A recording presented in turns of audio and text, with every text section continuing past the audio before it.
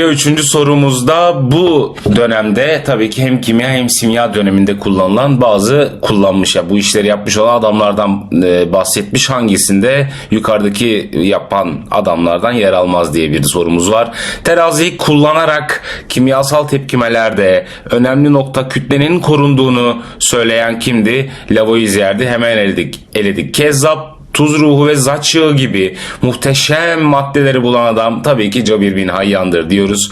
Kuşkucu kimyager adlı kitabı yazmış. Gazlarda basınç ve hacim. Belki kuşkucu kimyagerden çözemeyebiliriz, hatırlayamayabiliriz ama Boyle yasası vardı bizim için basınç ve hacim AYT kafasıyla. Oradaki Robert Boyle'dur bizim için. Karınca asidini çok insancıl yollarla bulan Ebubekir Er-Razi'dir ama tabii ki Dalton'la alakalı hiçbir bilgi yok. Dalton tabii ki bizim için katlı oranları ve tabii ki ilk atom modelini bulan da şahsiyet.